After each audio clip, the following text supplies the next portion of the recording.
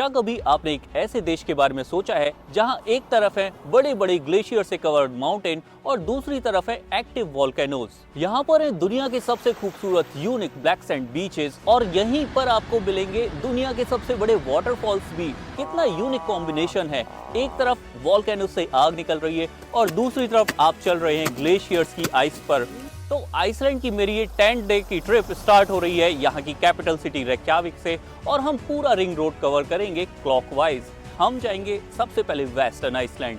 Western Iceland में drive करने के बाद उसके बाद हम जाएंगे ऊपर नॉर्थ में और नॉर्थ से ईस्ट होते हुए फिर हम वापस 10 दिनों में साउथ तक का सफर कवर करेंगे। हमारी टोटल जो ट्रैवल किलोमीटर्स होने वाले हैं वो होंगे अप्रॉक्सीमेटली 3000 किलोमीटर्स। मैंने शायद आज तक अपनी लाइफ में एक साथ इतनी ज़्यादा ड्राइविंग नहीं की है जितनी मैं अपनी इस ट्रिप में करने वाला हूँ। ये पूरा वीडियो आपके लिए होने वाला है बहुत ज़्यादा इम्पोर्टेंट, क्योंकि मैं आपको बताने वाला हूँ कि कार रेंटिंग कैसे करते हैं, आपको अगर कुछ इश्यूज़ हो तो इंश्योरेंस कैसे क्लेम करते हैं, और इसके अलावा हर जगह की मैं आपको प्रॉपर इन्फॉर्मेशन और लैंडमार्क्स बताने वाला हूँ, पार्किंग के बारे में बताने वाला हूँ। हम काफ़ी अच्छे से एक्सप्लोर करेंगे आइसलैंड को इस पफिन के साथ। तो चलिए स्टार्ट करते हैं।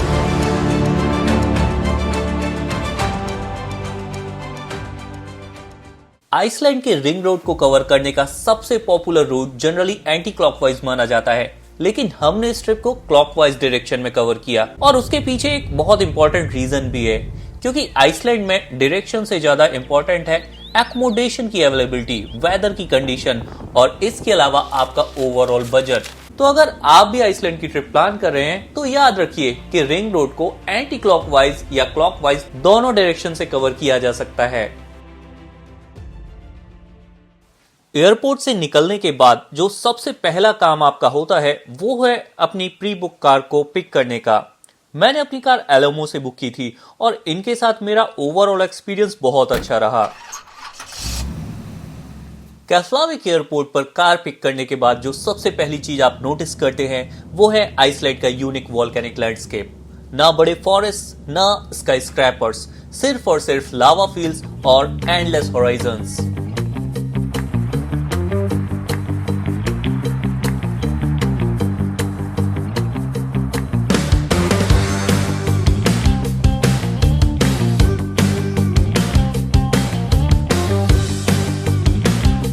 रेक्याविक से सील वॉचिंग के लिए यत्रीतुंगा जाने के बीच में एक छोटा सा बट काफी सीनिक, काफी ब्यूटीफुल टाउन आता है जिसका नाम है बोरगार्निस।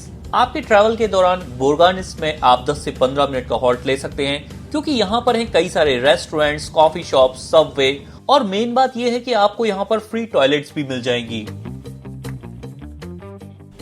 बोरगार्निस से यत्रीतुंगा का ये जो रास्ता है लगभग 80 किलोमीटर की राइड है। ये वाकई में बहुत खूबसूरत है। इस पूरे रास्ते में आप फॉलो करेंगे ये खूबसूरत से पहाड़ों को और ये जो राइड है ये बहुत सीनिक है। यहाँ की ज्योग्राफिकल कंडीशन ही ऐसी है कि आपको चारों तरफ फील्ड्स ही फील्ड्स दिखाई देंगे, लेकिन आपको पेड़ एक भी दिखाई नहीं देगा यहाँ पर।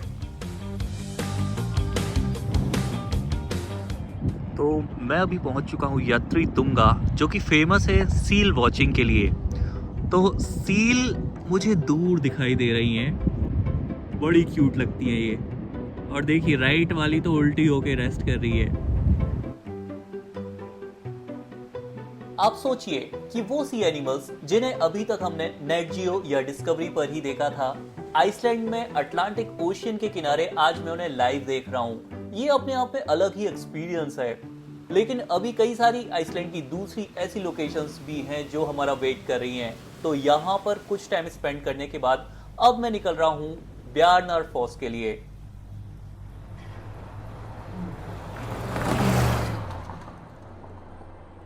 यत्रीतुंगा से आगे बढ़ते ही स्नेफेल्सनेस पेनिनसुला अपना असली रूप दिखाना शुरू कर देता है। दूर पहाड़ों के बीच एक पतली सी सफेद लाइन आपको नजर आ रही होगी और जैसे जैसे हम इसके करीब पहुंच रहे हैं, ये बदलने वाली है एक मैग्निफिशिएंट वाटरफॉल में। ये है ब्यारनार फॉल्स। ऑलमोस्ट 80 मीटर्स की हाइट से गिरता हुआ ये ब्यारनार फॉल्स स्नेफेल्सनेस के सबसे खूबसूरत वाटरफॉल्स में से एक माना जाता है।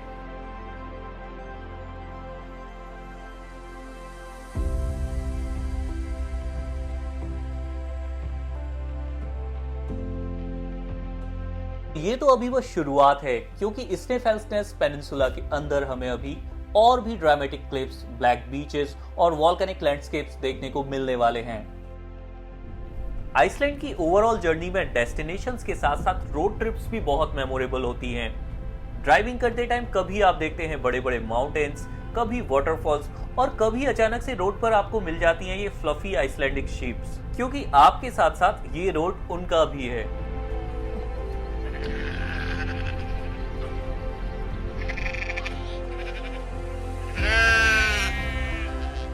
तो अभी हम जिस रास्ते पे जा रहे हैं वो बेसिकली वॉल्केनो इरप्शन के बाद बना हुआ ये पूरा एरिया है। तो आप देखेंगे चारों तरफ ये बस आपको ऐसे पहाड़ दिखाई देंगे काले पत्थरों के, और ये बेसिकली चट्टान नहीं है, ये लावा है। वॉल्केनो इरप्शन के बाद लावा का जो फॉर्मेशन हुआ उसके बाद में बने हुए ये स्ट्रक्चर्स हैं।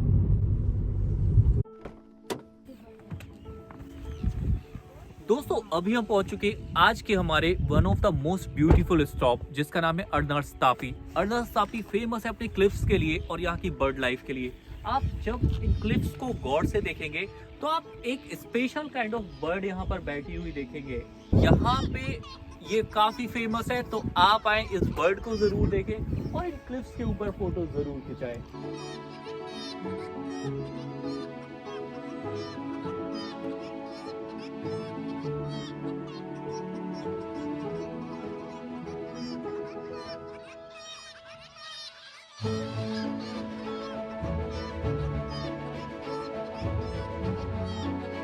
इस समय बज चुका है रात का 11 और हम पहुंच चुके हैं अपने हॉस्टल में, जो कि है रिफ में। तो रिफ से अब कल हमारी शुरुआत होगी नॉर्थ आइसलैंड की ट्रैवल की। आज हमने कवर किया ज़्यादातर west part of Iceland.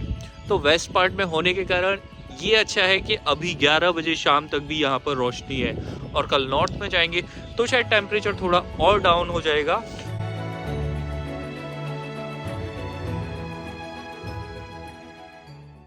Iceland की दूसरे दिन की जर्नी आज स्टार्ट हो चुकी है। सुबह का बज चुका है 10 और हॉस्टल में मैंने अपने चेकआउट कर दिया है। आज की ड्राइव कल से ज़्यादा लंबी होने वाली है। कल हमने ड्राइव किया था लगभग 300 किलोमीटर और आज होगी लगभग 400 किलोमीटर की लॉन्ग ड्राइव।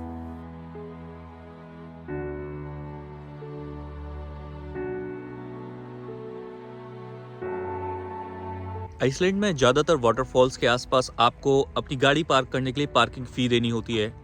जैसे कि अभी हम यहाँ पर आए हैं और हमें देनी होगी 1500 ISK की पार्किंग फ़ीस, और इसके लिए इन्होंने ऑटोमेटेड सिस्टम बनाया हुआ है। तो पार्किंग मीटर्स लगाए हुए हैं और यहाँ पर आप अपनी गाड़ी नंबर डाल के और फिर अपने पार्किंग की फ़ी पे कर सकते हैं बाई कार्ड। अब मैं पहुंच चुका हूं आइसलैंड के सबसे आइकॉनिक लैंडमार्क्स में से एक, जो कि है किर्क्यूफेल। इसे आइसलैंडिक लैंग्वेज में चर्च माउंटेन भी कहा जाता है और इसकी यूनिक शेप की वजह से ये पूरी दुनिया के सबसे फोटोग्राफ्ड माउंटेन्स में से एक है। आप में से जो लोग गेम ऑफ थ्रोन्स देख चुके हैं उन्हें ये माउंटेन शायद थोड़ा फैमिलियर लगेगा, क्योंकि सीरीज में इसे एरोहेड माउंटेन्स के नाम से दिखाया गया था। लेकिन टीवी स्क्रीन के बाहर जब हम देखते हैं तो किर्क्यूफेल की ब्यूटी किसी फैंटेसी वर्ल्ड से कम नहीं लगती।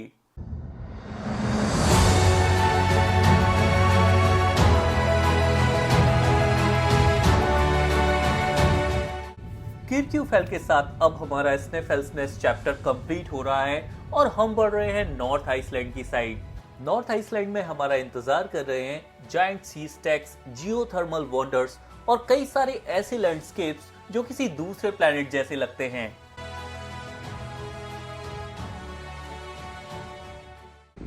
आइसलैंड में कई सारे रोड्स ऐसे भी आपको मिलने वाले हैं जिनके ब्रिजेस काफी कॉम्पैक्ट हैं।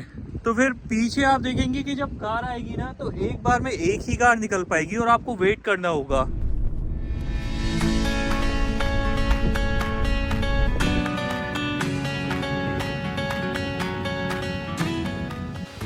आपने कई सारे इंटरनेट पर या पोस्टर्स में हमेशा ऐसे घोड़े देखे होंगे जिनके बाल ऐसा लगता है कि जैसे क्लिनिक प्लस से धो के आए हों। ऐसे ही कुछ घोड़े मैं अभी आपको यहाँ पर दिखाने वाला हूँ। ऐसे घोड़े जनरली होते हैं आइसलैंड में और अपने इस रिंग रोड के पूरे ट्रिप में आप कई सारे ऐसे हॉर्स फॉर्म्स देखेंगे जहाँ आप पाएंगे इन ब्यूटीफुल से आइसलैंडिक हॉर्सेस को।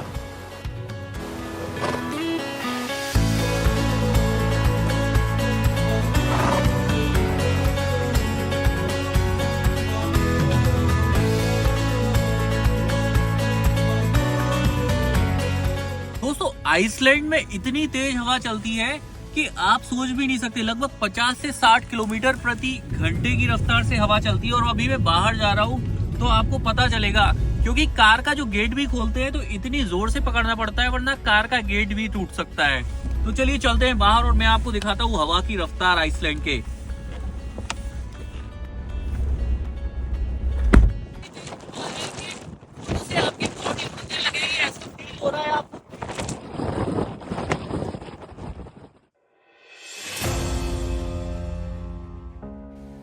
नॉर्थ आइसलैंड पहुंचते ही हमने देखा एक ऐसा रॉक फॉर्मेशन जो पहली नजर में ऐसा लग रहा था जैसे सामने कोई डायनासोर या फिर राइनोसोरस हो। ये है विट्सरकुर। लगभग 15 मीटर ऊंचा ये बेसाल्ट सी स्टैक हजारों सालों की विंड और ओशियन इरोजन का रिजल्ट है। कुछ लोग इसे ड्रैगन कहते हैं, कुछ कहते हैं इसको राइनो और कुछ कहते हैं कि ये समुंदर का पानी पीता हुआ एक जायंट क्रिएचर है। जो भी हो, एक बात तो पक्की है कि नेचर की जो इमेजिनेशन है वो इंसानों से कहीं ज्यादा क्रिएटिव है।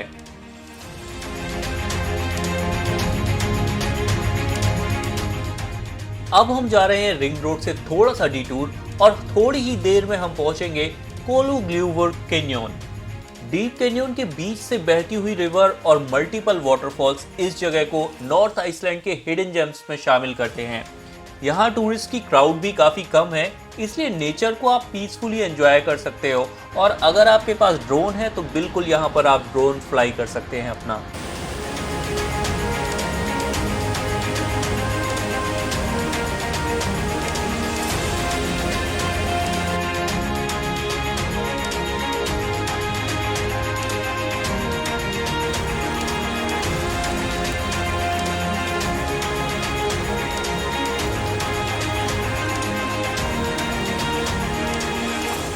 कोलू ग्लूवर के पीसफुल लैंडस्केप को अब हमने पीछे छोड़ दिया है और हम बढ़ रहे हैं नॉर्थ आइसलैंड की कैपिटल कहे जाने वाले शहर अकुरेरी। लगभग 20,000 लोगों की पॉपुलेशन के साथ ये आइसलैंड का सेकंड लार्जेस्ट अर्बन एरिया माना जाता है। ये शहर बसा हुआ है फोर्ट्स के बीच में और आइसलैंड के रिमोट लैंडस्केप के बीच में एक अलग ही रिफ्रेशिंग फील देता है ये। तो पिछले कई दिनों से हम देख रहे हैं माउंटेन्स, वाटरफॉल्स और ओपन रोड्स और अब मन हो रहा है कि थोड़ी देर के लिए सिटी लाइफ को एक्सपीरियंस किया जाए और थोड़ा रेस्ट किया जाए अकुरेरी में।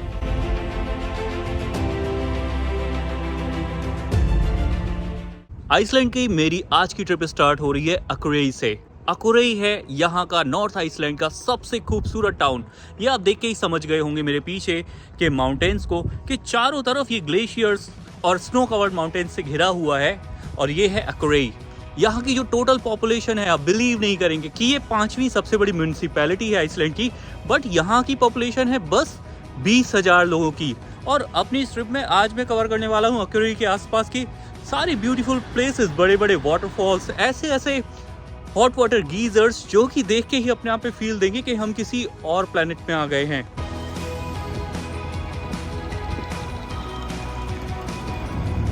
मक्यूरेरी से गुडाफोस जाने के दो रास्ते हैं। एक तो है कि आप टनल से जा सकते हैं, वो रास्ता थोड़ा सा शॉर्टर है, बट आपको पहली चीज व्यूज देखने को नहीं मिलेंगे, और दूसरी चीज वहां पे आपको टनल में जाने के चार्जेस भी देने पड़ेंगे, यानी कि टोल चार्जेस। और वो सिर्फ एकमात्र आइसलैंड की ऐसी टनल है जिसमें आपको टोल देना पड़ता है या फीस देनी पड़ती है। तो बेटर होगा अगर आप सीनिक व्यूज वाले रास्ते से जाएंगे तो फिर आप वो 45-46 किलोमीटर्स की जर्नी लगभग 45 मिनट में पूरी कर लेंगे। तो मेरी रिकमेंडेशन यही है कि आप सीनिक व्यू वाले रास्ते से जाएं। तो लगभग 40 मिनट्स की सीनिक ड्राइव के बाद अब हम पहुंच चुके हैं फाइनली गोडाफोस। गोडाफोस में कार की पार्किंग आपकी फ्री है, तो पार्किंग का टिकट आपको नहीं लेना है, और बस थोड़ी सी वॉक करके ही पार्किंग के बाद जब आप जाएंगे तो पीछे आपको मिल जाएगा ये ब्यूटीफुल सा फॉल।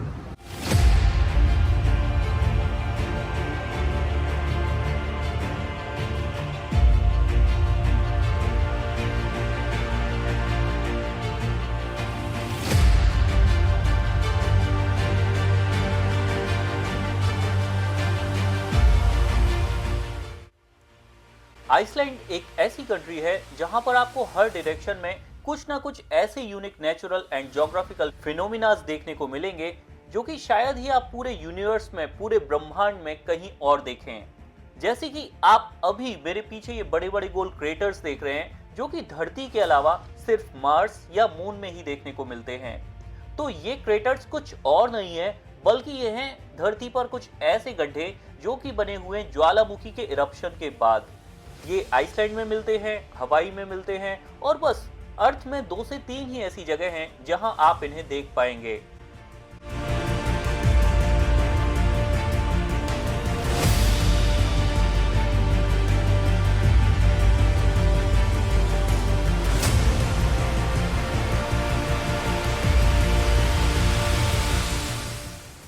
तो आया तो मैं क्रेटर देखने हूँ और क्रेटर देख भी लिए हैं, बट ठंड इतनी ज़्यादा है, हवा बड़ी ठंडी है कि अब मुझे लग रहा है कि मैं अंडर ड्रेस्ड हूँ। अंडर ड्रेस्ड आइसलैंड में होना अपने आप में भी एक बड़ी बात है, क्योंकि आप ये बिल्कुल भी अफोर्ड नहीं कर सकते हैं। आइसलैंड जब आप आते हैं तो आपको बहुत अच्छे से रेडी रहना चाहिए, कपड़े अच्छे से पहन के आने चाहिए, क्योंकि वेदर कभी भी चेंज हो जाता है। और मेनली क्या है कि जो हवा है वो बहुत ठंडी रहती है यहाँ पर। तो क्रेटर वाली प्लेस पे ऑलमोस्ट 30 मिनट्स स्पेंड करने के बाद अब मैं जा रहा हूँ डिमूर बोरगिर। तो ये बेसिकली जो लोकेशन है, इस पे लावा से जो फॉर्मेशन हुआ है स्टोन्स का और जो स्ट्रक्चर्स का, बेसिकली उसके सीनिक व्यूज के लिए जानी जाती है। और वो सारे व्यूज देखिए अभी से स्टार्ट हो गए हैं। चारों तरफ ये अलग टाइप की जो आपको स्टोन्स, जो चट्टानें दिखाई दे रही हैं, ये बेसिकली नेचुरल स्टोन नहीं है, ये लावा, जो ब्लैक कलर का लावा ज्वालामुखी फटने के बाद निकला होगा, उससे फॉर्म हुए ये पूरे सीनिक व्यूज हैं बेसिकली।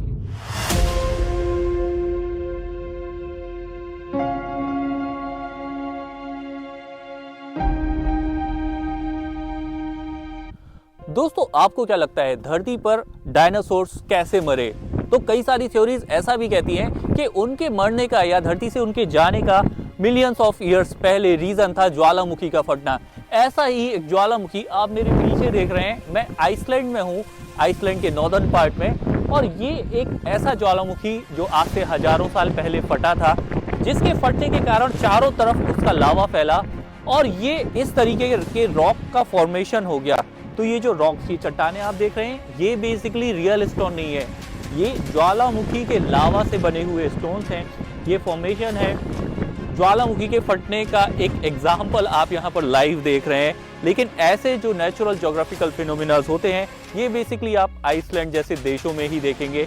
और आप सोचिए वो मंजर जब ये ज्वालामुखी फटा होगा, इतना बड़ा एरिया में जो ये ज्वालामुखी का पहाड़ आज तक एग्जिस्ट कर रहा है, जब ये फटा होगा तो कितना डेवास्टेटिंग रहा होगा। और ये पूरा आइसलैंड जो है बेसिकली इस तरीके के यूनिक नेचुरल फिनोमिना से भरा हुआ है। तो यहाँ डिमूर बोरगिर में कई सारे हाइकिंग ट्रेल्स भी हैं, तो जिन लोगों को हाइकिंग करनी होती है वो चले जाते हैं हाइकिंग ट्रेल्स पर। तो ये देखिए, ये अब ये केव दिखाई दे रही है और एक थोड़ी ये डरावनी सी केव है। इसके अंदर हालांकि कोई चमगादड़ या कोई दूसरे जीव जंतु ऐसे कुछ दिखाई नहीं दे रहे, बट हाँ, ये केव नॉर्मल स्टोन से बनी हुई नहीं, ये लावा से बने हुए स्टोन से बनी हुई केव है। तो दिम्बुबुर्गिर में लगभग 30 to 45 मिनट्स स्पेंड करने के बाद अब हम जा रहे हैं वेरिर। एक्चुअली वेरिर ऐसी जगह है जहां पर आपको active geysers, hot water geysers देखने को मिलते हैं। तो बस थोड़ी ही दूर में 11 मिनट्स की राइड पर अब हमें मिल जाएगा वेरिर।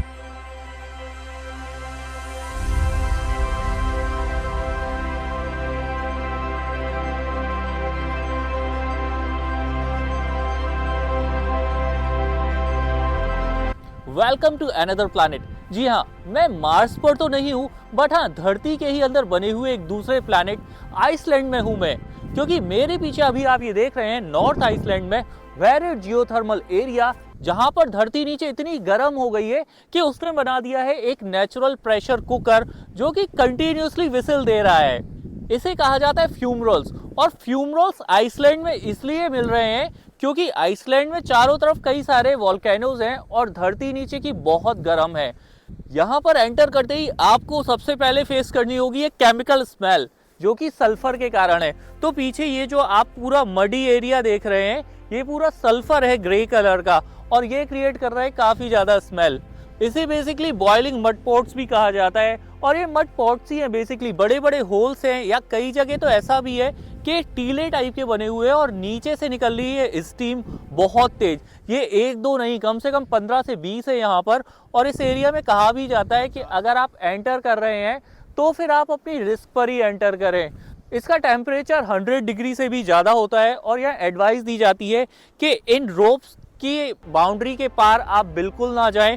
तो इतना खूबसूरत है ये कि आप इसके ये शॉट्स देखिए और मुझे कमेंट में बताइए कि कैसा लग रहा है आपको ये देखकर।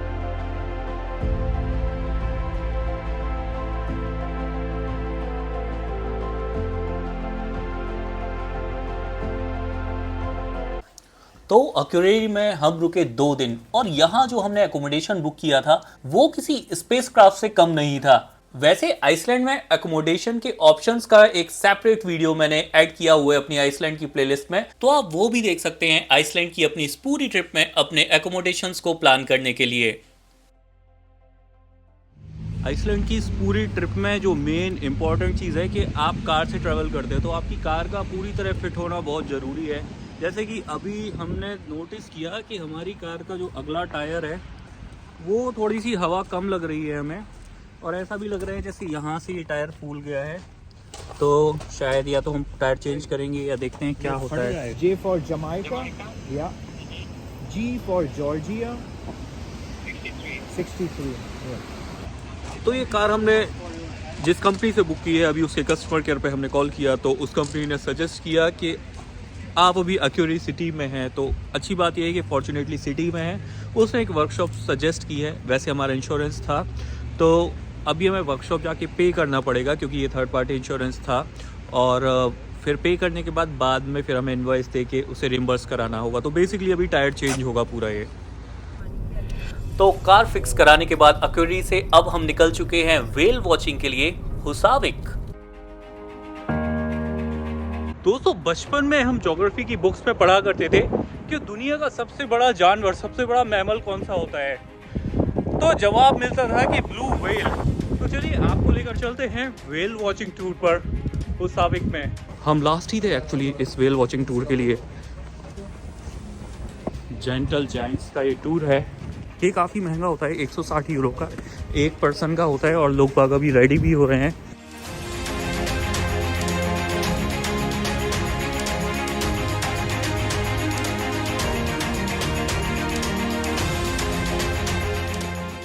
There is quite a lot of swell out there today. Just bear that in mind before you choose where to sit. And please, we're all going to get onto the boat from the back where Sophie stood here. So this way.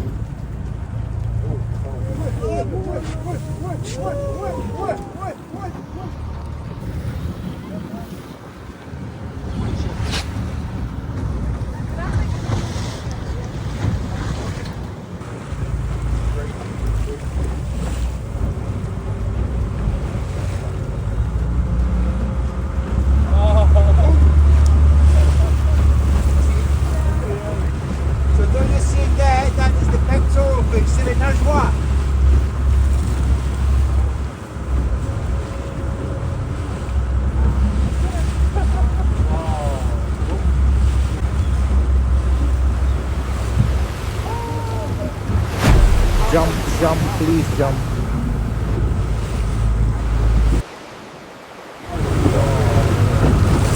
Actually, so you can't practically swim very well. तो लगभग 2 घंटे के well watching tour के बाद अब हम जा रहे हैं वापस हार्बर पर। और ये एक्सपीरियंस इतना अलग था क्योंकि इतने बड़े बड़े क्रिएचर्स, दुनिया का सबसे बड़ा मैमल नेशनल ज्योग्राफी और डिस्कवरी पर देखते हैं तब आप सोचते हैं कि वाकई में ये कैसे रहता होगा समुद्र में। बट आज जब आइसलैंड में मैंने इसको लाइव देख लिया तो ये बहुत ही अलग था।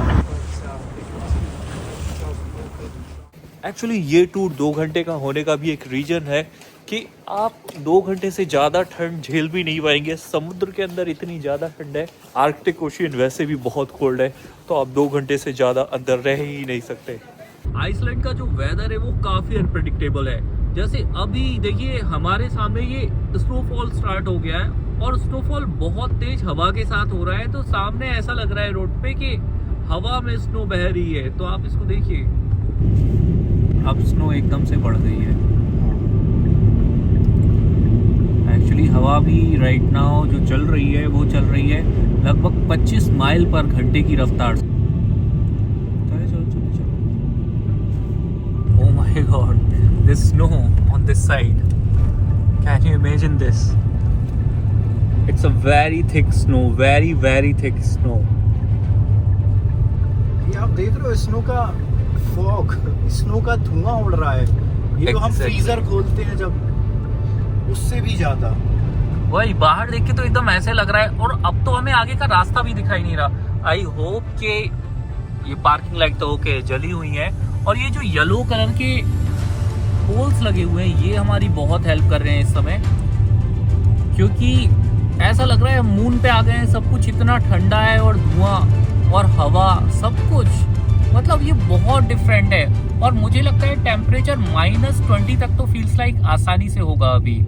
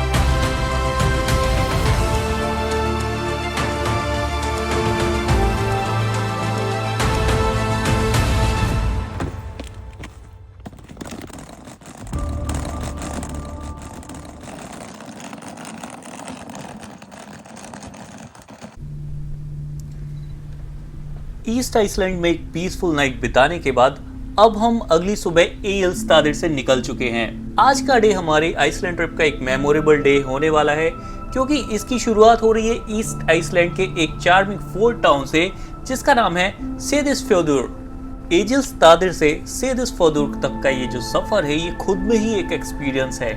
यहाँ की जो सबसे फेमस चीज है वो है यहाँ की रेनबो स्ट्रीट। और सामने आप ये जो चर्च देख रहे हैं ये कहा जाता है ब्लू चर्च।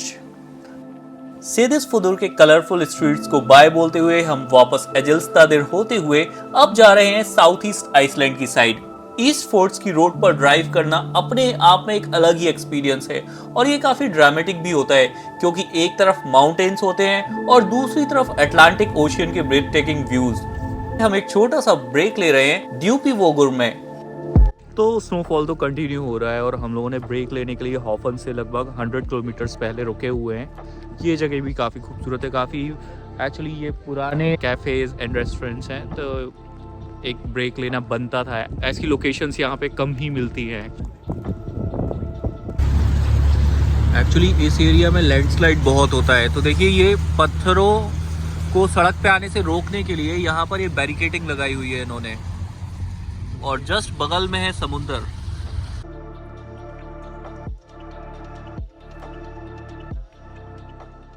ईस्ट फोर्ट्स को आइसलैंड की सबसे ब्यूटीफुल कोस्टल ड्राइव में से एक माना जाता है। चारों तरफ आपको दिखाई देंगे माउंटेन्स, फोर्ट्स, वाटरफॉल और एंडलेस ओशियन व्यूज। यहाँ पर अटलांटिक ओशियन की वेव्स इतनी तेज है कि देखकर ही आपको ये डरावनी लगने लगेंगी। ये रूट इतना खूबसूरत है कि इसकी खूबसूरती को शब्दों में बयां कर पाना तो थोड़ा सा मुश्किल है। तो चलिए आप खुद ही देख लीजिए इन क्लिप्स को और बताइए मुझे कैसा लग रहा है आपको ये।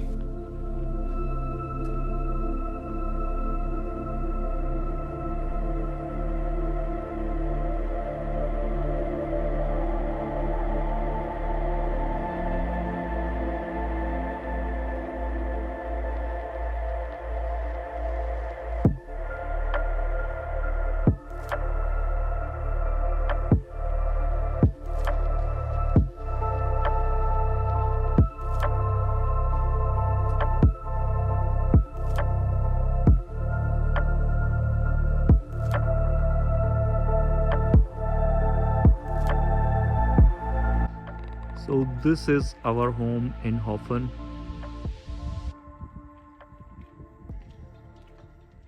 तो हॉफन में हमारी मॉर्निंग की शुरुआत हो गई है और अब हम यहाँ से जा रहे हैं डायमंड बीच के लिए। डायमंड बीच आज हमारे डे का फर्स्ट स्टॉप है। अभी तो टेम्परेचर अच्छा है, देखते हैं कि आगे जाकर रास्ते में टेम्परेचर क्या होता है डायमंड बीच में पहुँचने के बाद। आइसलैंड में एक साथ इतनी ज्यादा गाड़ियों की पार्किंग पिछले 5-6 दिनों के टूर में मैंने अभी तक नहीं देखी थी जितनी यहाँ पर डायमंड बीच में देख रहा हूँ। तो डायमंड बीच पहुंच गए हैं हम और आप देखेंगे कि आज बारिश बड़ी तेज हो रही है। एक्चुअली मैं अंदर रेड पहन के आया था क्योंकि डायमंड बीच पे कहा जाता है कि ब्राइट कलर्स पहनने चाहिए, बट ये हमें रेनकोट पहनना पड़ा। दूसरी चीज ये पीछे देखिए आप, ये जो एक व्हीकल जा रहा है ये बेसिकली बोट भी है और ये व्हीकल भी है। तो ये लेके जाएगा आपको ग्लेशियर दिखाने ऊपर तक। तो अगर आप जाना चाहें तो कई सारी टूर कंपनियां हैं जो आपको ग्लेशियर दिखाने का कुछ चार्ज लेके लगभग 150 यूरो के करीब लगता है पर पर्सन, तो आपको लेके जाती है। और इस व्हीकल की खासियत ये है कि ये बोट भी बन जाता है। तो यहाँ पे देखिए टूरिस्ट अलग अलग पोजेज में फोटो खिंचाते हैं क्योंकि ये once in a lifetime experience है। तो हर कोई कुछ ना कुछ ऐसा शूट करना चाहता है जो उन्हें पूरे लाइफ में याद रहे। Finally found a diamond in the diamond beach in a heart shape. ये डायमंड बीच के ये जो आइसबर्ग्स हैं इनकी खासियत में ये है कि ये पानी के ऊपर तैर रहे हैं। तो आर्कटिक ओशियन पे इतने सारे ये जो बर्फ की चट्टानें हैं ये सॉलिड चट्टानें नहीं है, ये पानी में तैर रही हैं और एक दूसरे में ये कोलिजन भी कर रही हैं, ये लग रही हैं एक दूसरे में। तो एक आइसबर्ग जब दूसरे आइसबर्ग को टक्कर मारता है तो ये और आगे पहुंच जाता है और इसी तरीके से वहां से जो ग्लेशियर है उससे पिघल के ये सारी बर्फ आ रही है, ये आइसबर्ग्स आ रहे हैं और फिर आगे बढ़ते जा रहे हैं। All these icebergs are floating icebergs. यहाँ के आपको एक बात याद रखनी है कि जो मेन डायमंड बीच है और जो ये ग्लेशियर लेक है जिसका नाम है जेकुलसार्लोन, ये एक ही ग्लेशियर सिस्टम का हिस्सा है। ग्लेशियर के टूटने से जो आइसबर्ग निकलते हैं वो पहले लगून में जाते हैं और फिर समुद्र की लहरों के साथ डायमंड बीच तक पहुंच जाते हैं। डायमंड बीच पे वेव्स इतनी ज्यादा तेज होती है कि ये आपको खींचकर वापस ले जा सकती हैं। तो इसलिए आपको कभी भी वेव्स के अपोजिट खड़ा नहीं होना पड़ता है। ये वेव्स एक्चुअली कहलाती हैं स्नीकर वेव्स, और वो इसलिए क्योंकि कई सारी जब छोटी छोटी वेव्स मिलके एक बड़ी वेव बना लेती हैं तो वो अनप्रेडिक्टेबल हो जाती है और बीच तक पहुंचते पहुंचते बहुत ज़्यादा तेज हो जाती हैं। जैसे ये पीछे जो वेव आ रही है, हो सकता है कि फ्यू सेकंड्स में ये बहुत तेज वेव हो जाए, तो आपको यहाँ पर बहुत केयरफुल रहना पड़ता है। और ठंड बहुत ज़्यादा है, ग्लव्स वगैरह लेके आना चाहिए क्योंकि मेरे हाथ जम रहे हैं। अभी बारिश भी हल्की हल्की हो रही है तो टेम्परेचर और ठंडा हो गया। तो ये समझिए बिल्कुल एक स्टोन के जितना ही वेट है इनका। ये बहुत भारी है, बहुत ज़्यादा भारी है। तो अपने आप में ज्योग्राफी का एक अलग ही चैप्टर है पूरा आइसलैंड, और ये डायमंड बीच तो उस चैप्टर का जो एक लेसन है, बिल्कुल अलग ही नेचर का एक अजूबा है ये। तो आइसलैंड में आज एक नया दिन स्टार्ट हो गया है और आज हम जा रहे हैं ग्लेशियर हाइक पर। अभी हम हैं हॉफन में, और हॉफन एक्चुअली बेस्ट प्लेस है रुकने के लिए अगर आप ग्लेशियर हाइक या फिर आइस केव्स में जाना चाहते हैं, क्योंकि यहाँ से ग्लेशियर्स काफ़ी नज़दीक हैं। जैसे आप पीछे देखेंगे, ये पूरे ग्लेशियर वाले माउंटेन्स हैं और बड़े बड़े ग्लेशियर्स हैं यहाँ पर। तो अब हम पहुँच चुके हैं ट्रोल एडवेंचर, जहाँ से हमें जाना है ग्लेशियर हाइक पर। ऑलरेडी लोग रेडी हैं हमारे वेलकम के लिए। What is your booking name, guys? Praveen Sharma. Sharma. Super. Oh, you came with your friend, no? Oh, yeah. It's all good. Actually caves तो अभी समर्स में बंद हो जाती हैं, बट हाँ हम हाइक पे जा रहे हैं अभी और अप्रोक्सीमेटली 3 घंटे का टाइम लगेगा उसमें हमें ऊपर। सो चलिए स्टार्ट करते हैं, गियर वगैरह पहनते हैं।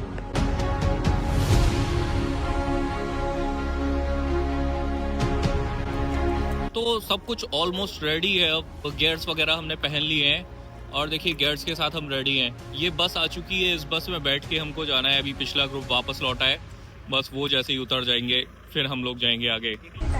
All good.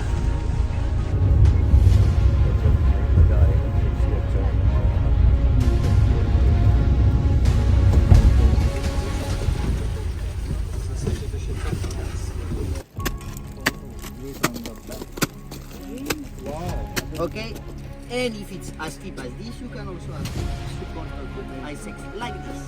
All right.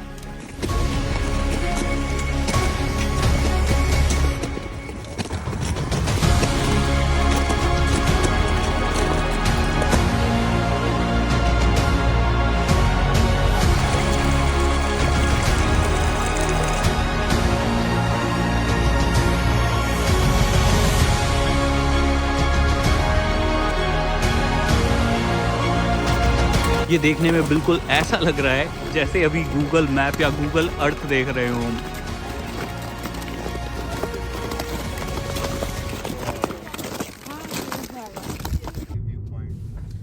लगभग 3 घंटे के ग्लेशियर एडवेंचर के बाद अब हम बढ़ रहे हैं स्कैफ्टा फैल की साइड।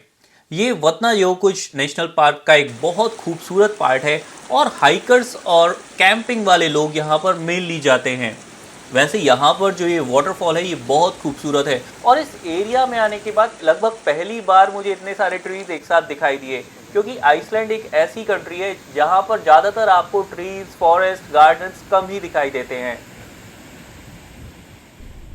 स्कैफ्टा फैल को पीछे छोड़ते हुए अब हम फिर से रिंग रोड पर आ चुके हैं और साउथ कोस्ट का ये जो पूरा हिस्सा है, जो पूरी ड्राइव है, ये बहुत खूबसूरत है और हर कुछ किलोमीटर्स में हमें दिखाई दे रहे हैं कुछ नए व्यूज़। तो इसी सीनिक ड्राइव के बाद अब हम पहुंच चुके हैं आइसलैंड के एक और breathtaking natural wonder Fjadrargljufur canyon. Fjadrargljufur canyon बना है फ्याद्रा रिवर पर और ये अपने आप में आइसलैंड का one of the best Canyon है। आइसलैंड की अपनी ट्रिप में कैन्यन्स तो हमने कई सारे देखे, बट ये जो यहाँ के कैन्यन का फॉर्मेशन है वो एकदम डिफरेंट है, एकदम अलग है। जो नीचे पानी की धार है वो ज़्यादा डीप नहीं है, बट जो ऊंचाई है, जो हाइट है और जिस तरह से ये बना हुआ है, ये एकदम यूनिक स्टाइल है इसकी। पूरे आइसलैंड में मुझे ये अभी फर्स्ट टाइम दिखा इतनी लंबी ट्रिप में। तो ये जगह तो वाकई बहुत खूबसूरत है और अगर ये आपको थोड़ी सी फैमिलियर लग रही है तो उसका रीजन है कि जस्टिन बीबर का एक सॉन्ग आया था आई शो यू, उसकी शूटिंग भी यहाँ पर हुई थी।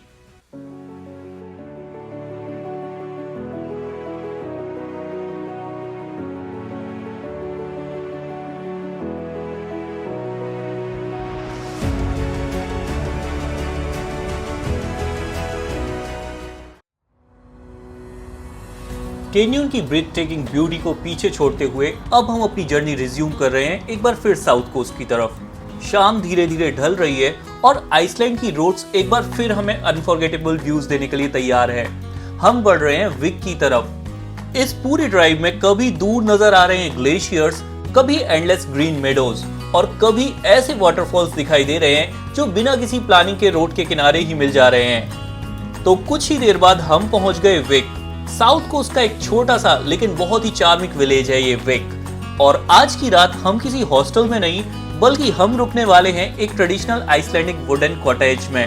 वुडन वॉल्स, कोजी इंटीरियर्स और बाहर फैला हुआ आइसलैंड का शांत नेचर। पूरे दिन की ड्राइविंग और एडवेंचर के बाद इससे बेहतर एंडिंग शायद ही कोई और होगी।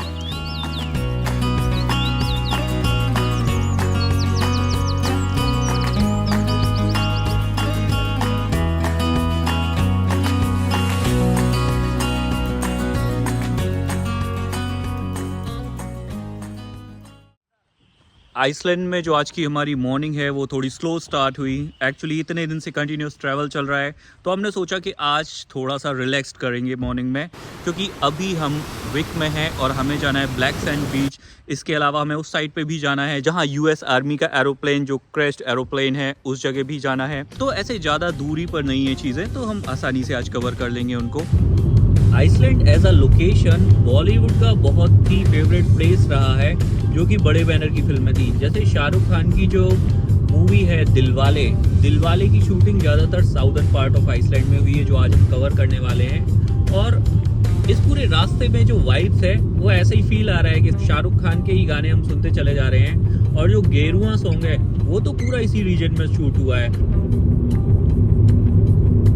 तो चलिए अब फाइनली मैं आपको दिखा देता हूँ the world famous, the most famous Iceland का one of the most beautiful beaches में से एक, द ब्लैक सैंड बीच। ये मेरे पीछे देख रहे हैं आप, और ये स्ट्रक्चर है जो पीछे, ये काफी फेमस है। ये आपको कई सारी मूवीज में और इंस्टाग्राम पे हर जगह दिख जाएगा।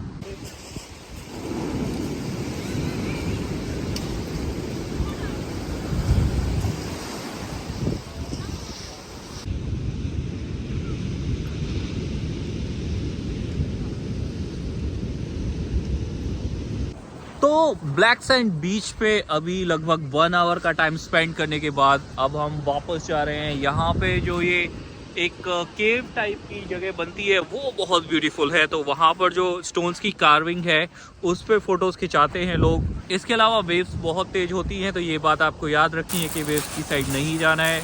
तीसरी चीज़, यहाँ पर लेफ्ट में भी ये स्ट्रक्चर्स बने हुए हैं और राइट में भी स्ट्रक्चर्स बने हुए हैं, तो आप वॉक करके यहाँ भी जा सकते हैं। और ओवरऑल आप इस जगह के लिए टाइम जो डेडिकेट करते हैं, एटलीस्ट 1 आवर का टाइम डेडिकेट करिए। तो अभी हम पहुंचने वाले हैं थोड़ी देर में विकुर्किर्क्जा, जो विक का चर्च है।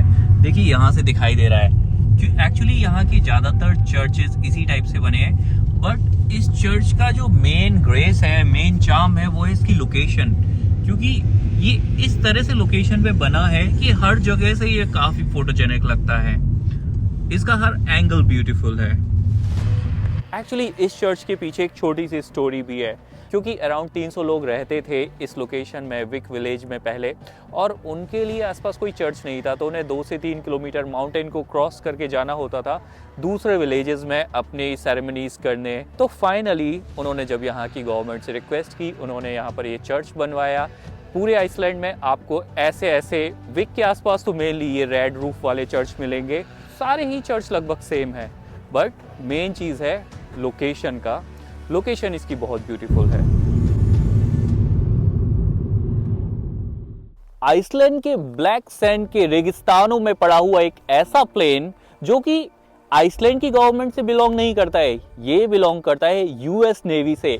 1973 में साउदर्न आइसलैंड के विक शहर में एक प्लेन क्रैश होता है, या क्रैश पूरी तरह नहीं होता, उसके क्रैश होने के चांसेस बनते हैं, और US नेवी के इस प्लेन की लैंडिंग इमरजेंसी लैंडिंग में बदल जाती है इस बीच रेगिस्तान में, इस काले रेगिस्तान में, जहां आप देखेंगे सैंड पूरी तरह से ब्लैक है। पीछे बीच है, समुंदर बह रहा है, नॉर्थ अटलांटिक ओशियन। इसमें 11 लोग सवार थे, लेकिन मजे की बात देखिए, एक इंटरेस्टिंग फैक्ट, कि सारे लोग बच गए, क्रू का एक भी मेंबर हताहत नहीं हुआ, और इस प्लेन की सेफ लैंडिंग करा ली जाती है। अब इससे भी इंटरेस्टिंग बात सोचिए आप, US नेवी के पास इतना ज्यादा पैसा होने के बाद भी वो उसे आइसलैंड के इस बैरन लैंड से उठाकर नहीं लेकर गए, उन्होंने उसे यहीं पर छोड़ दिया, और वो निकाल के ले गए इसके अंदर के सारे महंगे महंगे पार्ट्स और इंजन। तो जब आप इसको पास से देखेंगे तो आप पाएंगे कि इसके अंदर के इंजन गायब है, अंदर के मेन पार्ट्स गायब है, और बस अब ये एक टूरिस्ट स्पॉट बन के रह गया है। यहाँ पे चारों तरफ आपको कुछ भी दिखाई नहीं देगा, पूरी अबेंडेंड लोकेशन है। बस रास्ते में कुछ लोग आते और जाते दिखाई दे रहे हैं, और पार्किंग काफ़ी दूर लगानी होती है आपको। विक में एक पीसफुल नाइट बिताने के बाद अब हमारी डे 9 की जर्नी स्टार्ट हो चुकी है। ये मेरे पीछे हैं बड़े खूबसूरत से आइसलैंडिक घोड़े, और वैसे ये घोड़े वर्ल्ड फेमस हैं, और ये फेमस हैं अपनी स्ट्रेंथ के साथ साथ अपने बालों के लिए भी। ये इतने फ्रेंडली और काम होते हैं कि देखिए कितने प्यार से ये बाल अपने एडजस्ट करा रहा है, और आंखें इसकी छिपी हुई हैं बालों के पीछे, और ये वाला भी बड़ा फ्रेंडली है। इसको मजा आ रहा है जब मैं इसके बाल सहला रहा हूँ, बहुत अच्छा है ये। तो ये घोड़े बड़े फ्रेंडली होते हैं, और ऐसा लगता है ये क्लिनिक प्लस शैम्पू से अपने बाल धुला के आए हों। आइसलैंड के रिंग रोड की हमारी जर्नी अब अपने लास्ट चैप्टर की साइड बढ़ रही है, लेकिन साउथ कोस्ट ने अभी भी अपना एक सबसे आइकॉनिक सरप्राइज हमारे लिए छिपा कर रखा है, जो है स्कोगाफॉस। स्कोगाफॉस है आइसलैंड का one of the most beautiful waterfalls में से एक। इसकी जो हाइट है वो 60 मीटर की है, और जब आप इसके पास जाते हैं तो पानी के जो छींटे हैं वो दूर तक आपके पास आते हैं।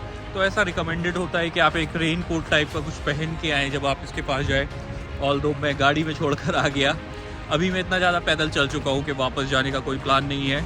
जब सनी डे होता है तब यहाँ पर एक बहुत खूबसूरत सा डबल रेनबो फॉर्म होता है अपने आप, ये भी इसकी ब्यूटी को और एनहांस कर देता है।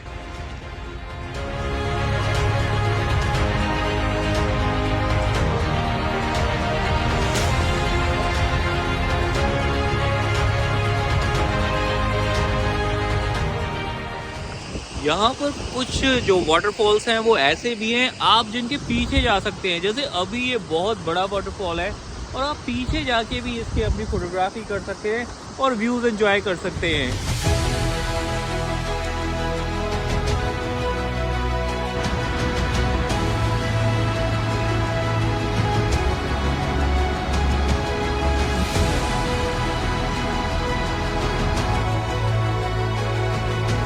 साउथ कोस्ट के वाटरफॉल्स और ब्लैक सैंड बीचेस को एक्सप्लोर करने के बाद अब हमारी आइसलैंड की जर्नी का एक सबसे बढ़िया चैप्टर शुरू होने वाला है, जो कि है गोल्डन सर्कल। ये रूट आइसलैंड की हिस्ट्री, जियोलॉजी और नेचुरल वंडर्स को एक साथ एक्सपीरियंस करने का मौका देता है।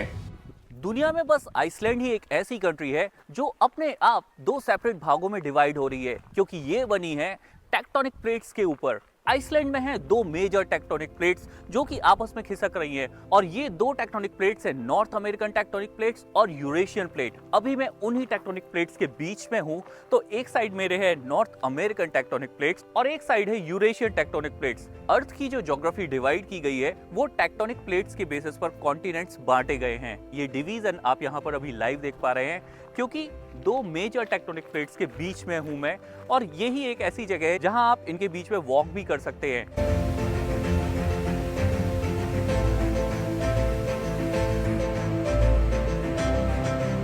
टेक्टोनिक प्लेट्स वाली लोकेशन के बाद अब मैं पहुंच चुका हूं ब्रूअर फॉल्स, गोल्डन सर्कल की one of the most important locations में से एक, और इसे हम सेकंड नंबर पर कवर कर रहे हैं। मैंने अपने इक्विपमेंट्स रेडी रखे हैं क्योंकि मुझे दिखाने हैं आपको बहुत ब्यूटीफुल से शॉट्स इस फॉल के। तो बने रहिए मेरे साथ और सांसें थाम लीजिए अगले शॉट के लिए।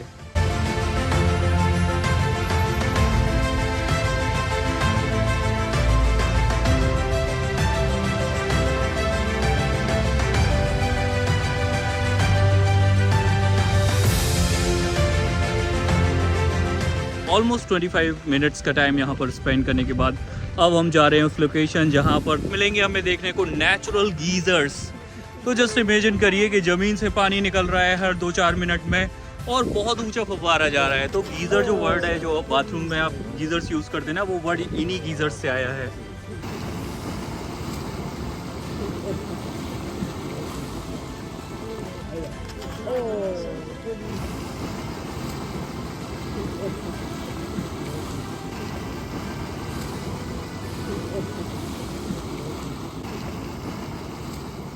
ये जो पूरा एरिया है ये जियोथर्मल एक्टिव एरिया है। यहाँ पर डेजिग्नेटेड प्लेसेस के अलावा आप कहीं पर भी चलने से अवॉइड करते हैं, क्योंकि ज़मीन के नीचे से ये सब हो रहा है, ये धुआं आ रहा है और इसके नीचे ज़मीन बहुत गर्म हो सकती है। तो यहाँ पर प्रोहिबिटेड है इस पाथ के अलावा कहीं भी उतरना आपके लिए।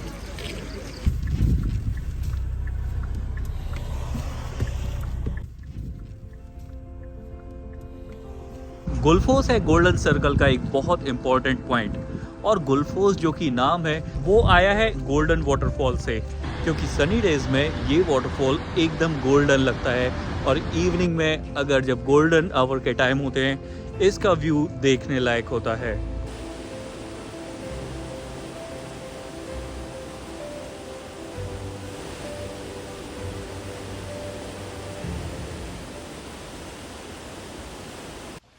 वॉल्केनोस यानी कि ज्वालामुखी, जिनके बारे में हम बचपन से ही अपनी ज्योग्राफी की बुक्स में पढ़ते आ रहे हैं। बट आज मैं हूँ आइसलैंड में और मैं हूँ ऐसे ही ज्वालामुखी के सामने।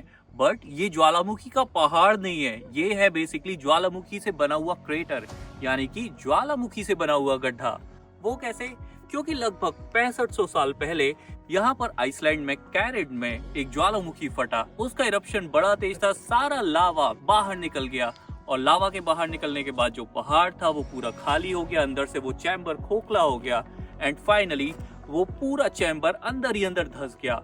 उसके धंसने से बन गई ये 60 मीटर गहरी लेक, जो कि अभी आप मेरे पीछे देख रहे हैं। कैरेट क्रेटर की विजिट के साथ अब हमारा गोल्डन सर्कल कंप्लीट हो चुका है और हम जा रहे हैं रेक्याविक की साइड, क्योंकि अपने आखिरी दिन का स्टे हमने रेक्याविक में बुक किया है। 10 दिन के इस रिंग रोड के ट्रैवल के बाद ये हमारी आखिरी रात होगी रेक्याविक में।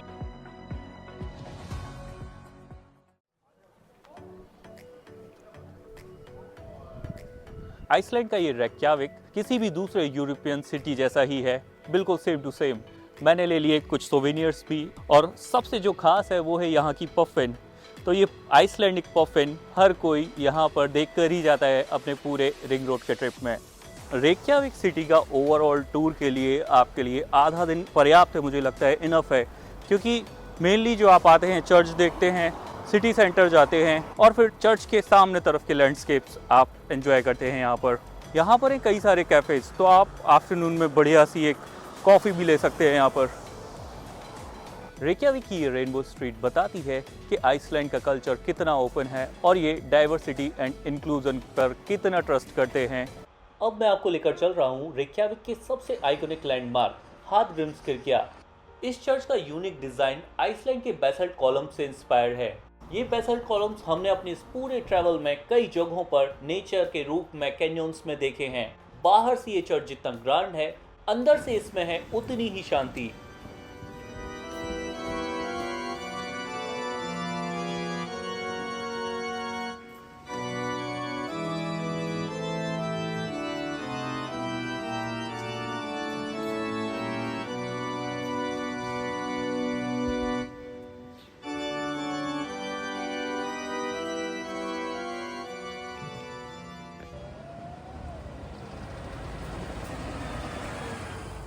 रेक्याविक को एक्सप्लोर करने के बाद अब हम अपनी आइसलैंड जर्नी के शायद सबसे रिलैक्सिंग एक्सपीरियंस की साइड निकल चुके हैं। लगभग 2500 किलोमीटर की लंबी ड्राइविंग के बाद अब ब्लू लगून इस ट्रिप का ग्रैंड फिनाले लग रहा है। ये ब्लू लगून जियोथर्मल स्पा अपने naturally warm mineral rich water के लिए दुनिया भर में फेमस है। बाहर थोड़ी सी हवा और अंदर गर्म जियोथर्मल पानी, इस एक्सपीरियंस को वर्ड्स में डिफाइन नहीं किया जा सकता है।